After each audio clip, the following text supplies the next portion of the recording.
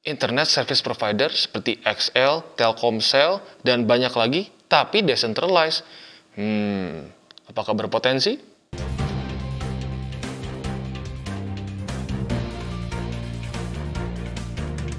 Hey guys, welcome back to Crypto Indonesia bersama gue Toshi, di mana kita akan membahas segala sesuatu yang berhubungan dengan cryptocurrencies dan blockchain. Jadi guys, pada hari ini kita akan membahas mengenai Helium. Ini adalah satu crypto project yang menurut gue unik. Kenapa? Karena dia aim to be ISP yang decentralized. Dan bukan hanya ISP yang decentralized, tapi dia akan 5G. Dan kita tahu 5G is the future. Tapi selain dari itu juga, Helium ini dapat di-mine tanpa mining rig yang mahal. Dia bisa di-mine dengan hotspot yang harganya mulai dari $450. Ya. Penasaran? Let's go to the video. Oke, pada hari ini kita akan membahas mengenai Helium atau yang lebih dikenal sebagai HNT, yaitu native tokennya. Dia sekarang adalah cryptocurrency dengan ranking ke-60 di CoinMarketCap dengan market cap yang cukup besar ya, 2 miliar US dollars. Tapi masih ranking 60-an, jadi masih cukup banyak ruangan untuk Helium bisa naik. Nah, sekarang kita lihat dia circulating supply-nya itu sudah 45%. Tapi ini cukup unik ya, walaupun dia belum terlalu tinggi di sini secara circulating supply-nya, tapi dia secara tokenomik sedikit berbeda dibandingkan dengan crypto projects modern lainnya. Di mana rata-rata yang lain sudah pre-mine, Helium ini enggak, dia rilis dengan fair launch. Artinya apa? Jadi tidak ada Helium yang sudah dipegang dulu oleh developer. Jadi semua Helium itu harus di mining, sama seperti Bitcoin. Satoshi Nakamoto saat dia merilis Bitcoin, dia belum punya sama sekali. Jadi saat dia rilis Bitcoin, itu dia harus mining dulu juga untuk mendapatkan Bitcoinnya. Nah, ini kurang lebih sama seperti Helium ya. Dan kita lihat juga maximum supply-nya nggak terlalu tinggi, hanya 223 juta US dollars. Jadi menurut gua oke ya. Dan kalau kita lihat sebenarnya di Indonesia, ini nggak terlalu banyak yang bahas ya mengenai Helium. Gue curiganya kenapa? Karena harga per satunya kesannya tinggi. Padahal kita sudah bilang ya, yang harusnya dilihat itu adalah market cap. Gitu. Jadi di Indonesia masih sering kali orang berpikir, oh koin yang harganya masih 0,000 berapa dolar itu akan lebih mudah naik dibandingkan dengan cryptocurrency yang satunya itu bisa puluhan dolar sampai belasan dolar. Padahal naik turunnya satu cryptocurrency itu karena market cap. Semakin besar market cap, semakin sulit dia untuk naik. Gitu. Bukan per satunya. Jadi ini lebih ke psikologis. Orang berpikir masih murah kalau masih di bawah $1. Padahal nggak selalu seperti itu. Itu sangat terkait dengan maximum supply dia. Sekarang fokus dari Helium ini apa? Fokus dari Helium adalah Internet of Things devices. Dimana mungkin kalau orang bingung, apa ini Internet of Things? Kok kayaknya teknis banget. Simpelnya, itu adalah seperti Siri. Siri, Alexa, Cortana. Dimana gini deh, lu bisa klik satu hardware gitu, contohnya HP lu gitu, dan lu klik, lu bisa ngomong, bisa komunikasi dengan mereka, dan mereka akan bisa mencarikan data atau memberikan satu informasi ke lu dengan internet. Gitu. Jadi kayak Siri, lu kan nanya, hello Siri, apa gitu misalnya, open something, atau search this, search that. Nah, itu termasuk sebagai IoT, atau Internet of Things ya. Dan kalau kita lihat Helium ini launch di 2019, tepatnya di Juli, bulan Juli ya. Dan Helium mainnet ini bisa membuat low-powered wireless devices untuk bisa saling komunikasi satu dengan lain. Dan bisa mengirim data di network of nodes-nya mereka. Gitu. Jadi kalau misalnya kita bandingkan dengan Bitcoin misalnya. Bitcoin tuh nggak low-powered wireless devices. Kita harus punya GPU yang ya bisa dibilang komputer dengan spek yang cukup tinggi gitu untuk bisa berkomunikasi satu nodes dengan nodes lainnya. Nah, Helium ini mereka ingin menggunakan yang lebih low powered. Maka kalau low powered bisa semua orang, dalam tanda kutip ya harusnya bisa semua orang melakukannya. Jadi harusnya adopsinya bisa lebih besar. Nah, sekarang kita akan berkenalan dengan founder dari Helium. Yang pertama adalah Halim. Halim ini kalau nggak salah nama depannya Amir Halim. Dia itu adalah seorang active e-sport gamers dan juga game developer. Jadi dia punya backgroundnya unik nih ya, dua. Yang pertama dia punya background e-sport sebagai pemain dari e-sport sendiri maupun sebagai developer game. Nah, lalu selanjutnya ada juga Fanning, yaitu dia juga seorang founder juga di sini, dan dia fokusnya lebih ke developing Napster. Nah, buat kalian nih, yang generasi yang udah lumayan lama nih, 2000-an ya, 2000 awalan, pasti pernah dengar Napster. Nah, Napster ini adalah satu platform sharing P2P, itu mirip seperti apa ya, mungkin BitTorrent, walaupun kalau BitTorrent beda ya, sedikit lebih beda lah. Dia sistemnya ada sistem seeds dan torrent gitu. Kalau di sini dia peer-to-peer. Nah, ini cukup unik ya, walaupun akhirnya jadi permasalahan karena ya baik lagi yang dikirim peer to peer biasanya apa ya, film, terus musik dan lain-lain. Jadinya kena urusan legal copyrights lah gitu, copyrights. Tapi ide dari Napster ini sangat unik. Nah, makanya jadinya ini salah satu foundernya ini ya bisa dibilang sangat cocok di bidang peer-to-peer dan decentralized things lah gitu ya in general. Nah, sekarang intinya apa sih? Intinya dari Helium ini apa dan apa yang membuat dia unik? Karena kalau kita bilangnya ada terlalu banyak crypto projects yang nggak jelas ujung-ujungnya. Nah, menurut gua Helium ini menarik. Kenapa menarik? Karena gini, lu kebayang kalau mining Bitcoin, mining Litecoin, pokoknya mining apapun yang sistemnya proof of work, itu lu butuh dana yang besar. Butuh bisa sampai ratusan, sampai bahkan miliaran rupiah. Gitu.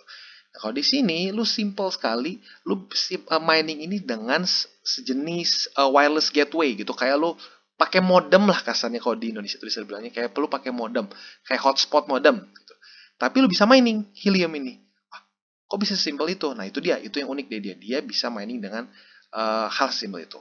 Dan yang kedua adalah buat apa mining ini? Apa tujuannya si Helium ini?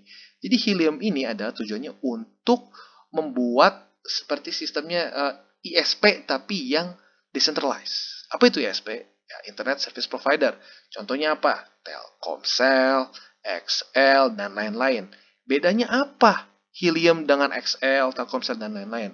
XL, Telkomsel, dan lain-lain itu semua centralized. Data lu dipegang mereka semua. Dan ya lu harus bayar ke mereka dan lain-lain semuanya ya centralized lah gitu.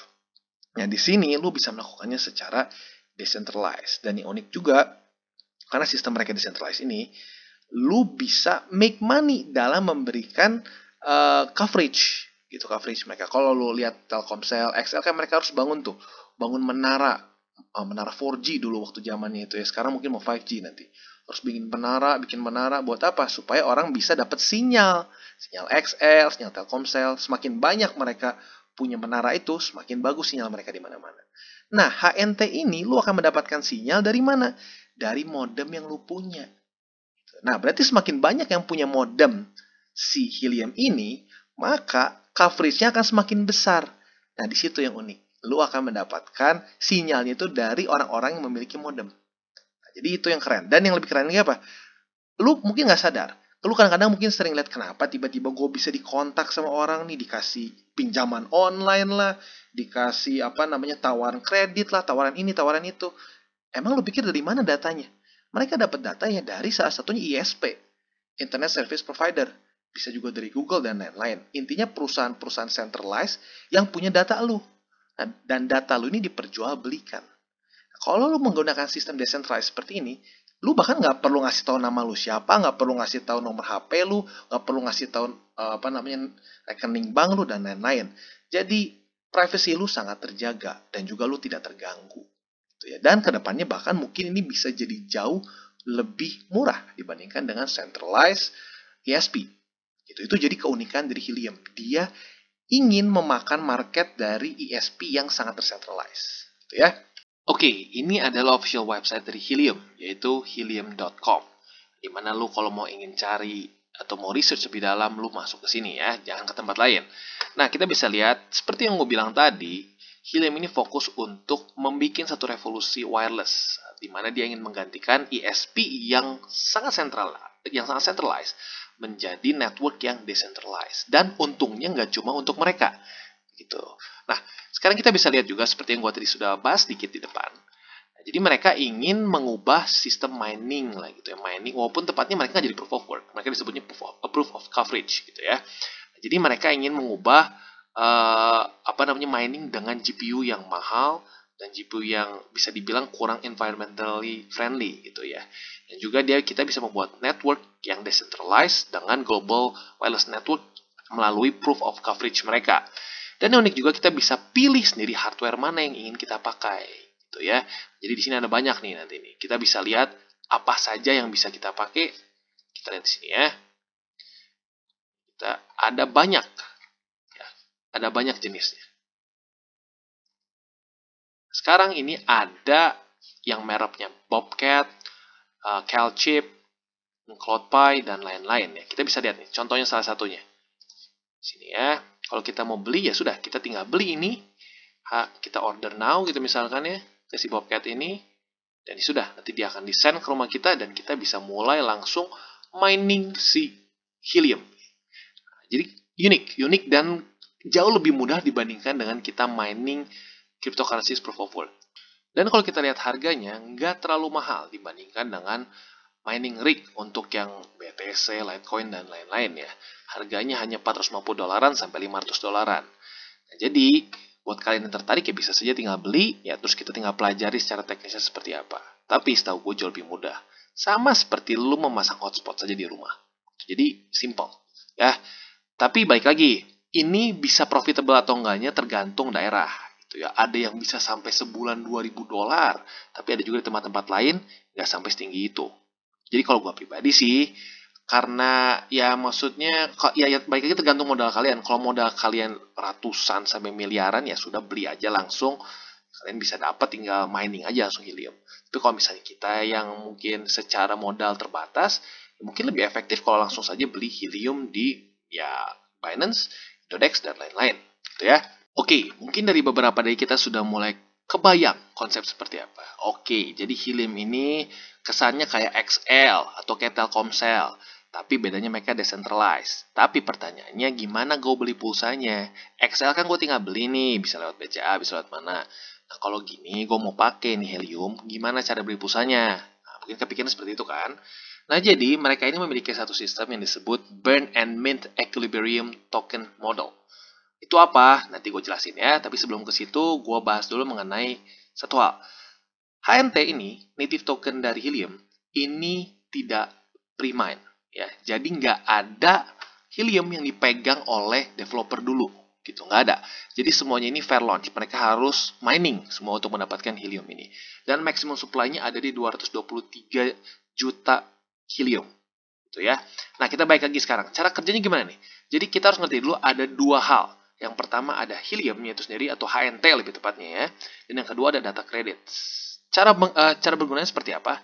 Kita bahas satu-satu. Oke, jadi HNT seperti yang kita sudah ngomong ya, maksimum 223 juta. Nah, data credits.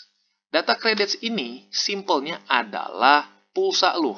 Lu kalau mau beli pulsa misalnya di XL, ya lu beli kan gitu ya, tapi bentuknya rupiah. Nah, di sini data credits bentuknya. Jadi data credits ini simpelnya adalah ya pulsa lah gitu ya. Dimana dia punya fixed rate. Satu data credit equals 0,00001 US dollars begitu. Nah pertanyaannya kenapa harus pakai credits? Kenapa nggak pakai HNT aja? Sekarang gini gue tanya, lu mau nggak pulsa lu tiba-tiba naik dan turun kayak lu trading gitu? Nggak kan? Lu mau simple kan? Lu pokoknya mau, oke, gue mau beli sekian, gue pengennya fix gitu ya, harganya rate-nya stabil di situ. Nah makanya kenapa ada data credits? Kalau nggak ya lu mau beli pulsa aja sampai kayak trading kan konyol gitu. Kalau mau beli pulsa vibe jadi kayak trading. Jadi bentuknya gimana cara kerjanya? Untuk mendapatkan data credits, kita harus convert HNT. Jadi untuk orang yang ingin punya data credits, dia harus beli dulu HNT. Berarti meningkatkan demand untuk HNT. Nah, setelah HNT-nya sudah dibeli, dia harus convert ke data credits. Setelah dia convert ke data credit, HNT yang tadi kita beli ini permanently burn. Jadi sudah akan hilang dari sirkulasi. Berarti artinya apa? Sudah demand-nya meningkat, lah ini di burn juga. Berarti apa? Kalau demand-nya aja, demand stay, supply turun, harga akan naik. Nah ini demand naik karena orang perlu HNT untuk beli pulsa si data credit ini. Udah gitu di burn setelah dipakai, di convert ke data credits. Berarti harusnya harganya bisa naik. Gitu ya, itu hukum ekonominya. Jadi ini yang membuat HNT ini menjadi satu aset yang menarik untuk kita hold. Gitu, karena memiliki demand dan juga memiliki sistem burn yang menarik menurut gua. Oke, nah kan kita sudah lihatnya secara konsep ini sangat menarik menurut gua pribadi ya, sangat menarik. Lu bikin satu ISP yang decentralized dan lu bisa make money di dalamnya. Mulai dari lu bisa mining dengan hotspotnya mereka, atau yang kedua, lu bisa invest saja langsung di HNT-nya mereka. Itu sudah menarik. Tapi mungkin yang sering jadi pertanyaan adalah, apakah Helium ini punya backingan yang kuat? Siapa nih yang kira-kira bisa membantu mereka bisa maju terus proyeknya? Nah, Nah, jadi kita lihat, ini di Agustus 2021 ya, jadi belum terlalu lama. Jadi blockchain ini, si Helium ini jadi sering kali disebut sebagai the 5G blockchain network gitu ya, sesuai dengan namanya. Nah, mereka berhasil mendapatkan dana sebesar 111 juta US dollars.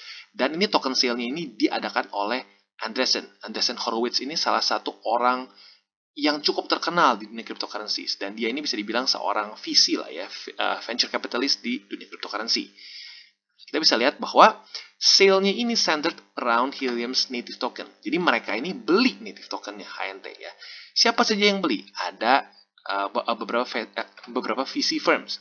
Ya, salah satunya Andreessen Horowitz sendiri, dia beli juga HNT, dan nama lain yang cukup terkenal. Dan kalau buat kalian yang sudah ikut video-video gue sebelum, sudah ikut nonton video gue sebelumnya, pasti tahu Alameda Research, atau aka ini si Sam Bankman-Fried. Jadi project ini salah satunya didanai oleh Sam Bankman-Fried. Nah, coba kita lihat apa kata SBF mengenai si Helium ini.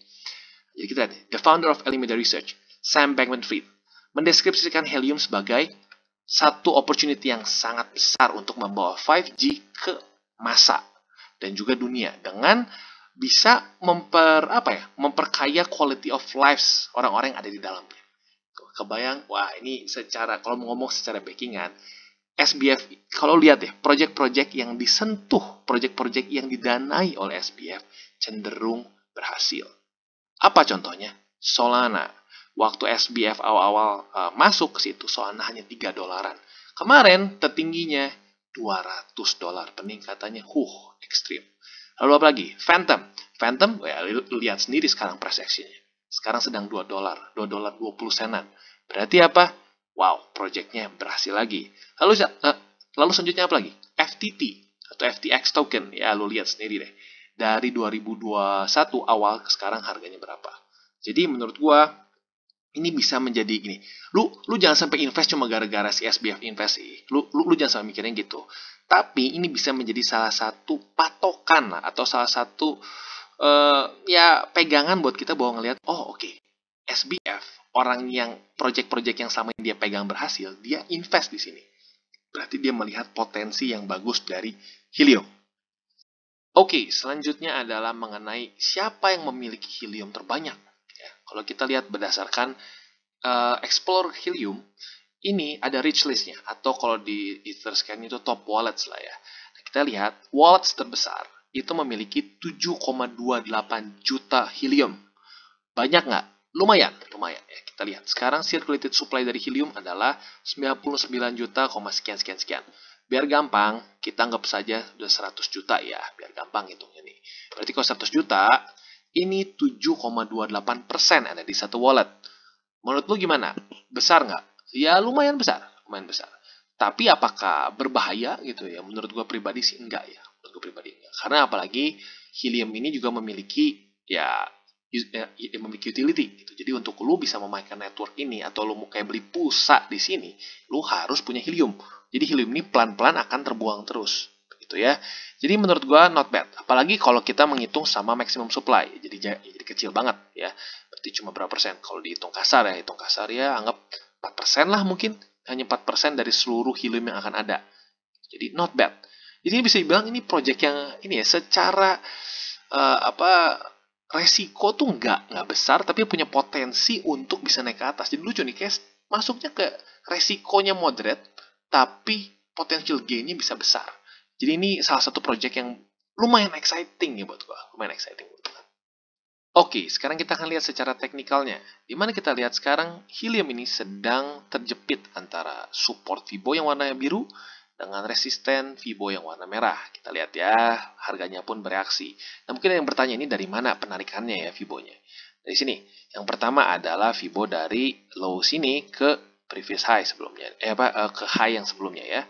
Maka kita menemukan support di sini yang warna biru ya. Oke, yang kedua, resistannya dari mana? Resistennya adalah dari sini. Dari high sebelumnya di sini ke low yang tadi, sama nih posisinya. Nah, di sini resistennya. Dan kita bisa lihat harganya pun terpengaruh ya.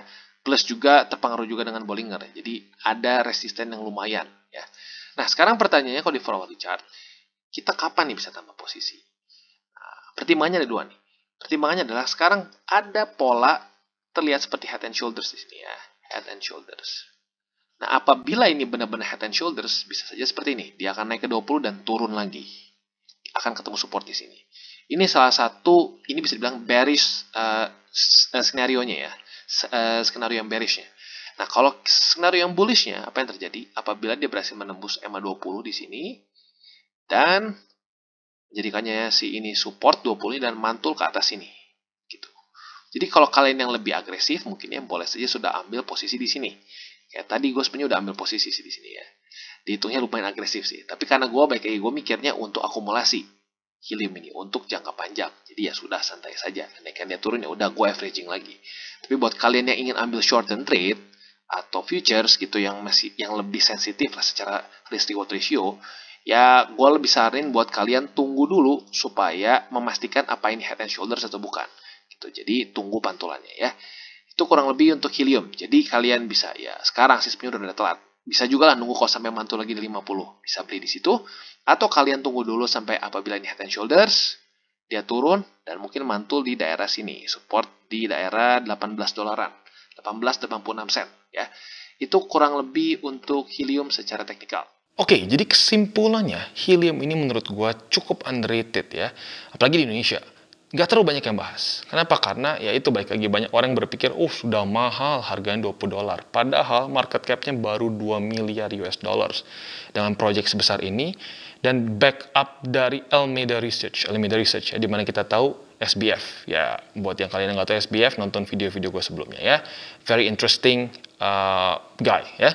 Dan selain dari itu juga kita bisa lihat secara fundamentalnya sangat menarik gitu ya. Dan yang gilanya lagi apa? Ini udah jarang nih cryptocurrency project yang fair launch.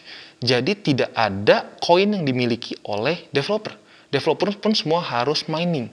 Nah, jadi itu yang unik. Sama seperti dulu Bitcoin. Satoshi pun tidak punya BTC waktu dia pertama kali merilis Bitcoin ya. Jadi semua harus mining untuk mendapatkan BTC. Sama dengan helium. Kalian semua harus mining untuk mendapatkan helium. Atau ya lo beli gitu ya. Jadi itu hal yang unik mengenai helium dan menurut gue ini potensinya masih luar biasa besar karena menurut gue cukup under the radar dan belum terlalu banyak orang yang ngeh gitu dengan project ini. Gitu. Dan apalagi kalau kita lihat nggak ada satu wallet yang memegang luar biasa besar gitu secara supply mereka ya. Terbesar hanya 7%-an, nggak sampai 10%. Itu pun dari circulating supply. Kalau dari maximum supply ya basically 3-4% saja. Ya, jadi very unique dan menurut gue ini cukup berpotensi. Jadi untuk long term investment ini salah satu yang bisa gue acungin jempol untuk kita bisa jadi project long term kita. Ya, itu kurang lebih untuk helium. Oke, dan buat kalian yang belum ikut atau belum nonton daily charting with Toshi, ya bisa klik di sini di mana kita bisa daily chart your favorite cryptocurrencies dan juga membahas news terhangat di dunia kripto. Dan buat kalian yang mungkin masih bingung mengenai gimana sih cara baca candle, gimana cara staking dan lain-lain, bisa lihat tutorial with Toshi juga di sini. Nah, jangan lupa untuk like, subscribe, share our video, klik the bell icon, dan see you on the next video.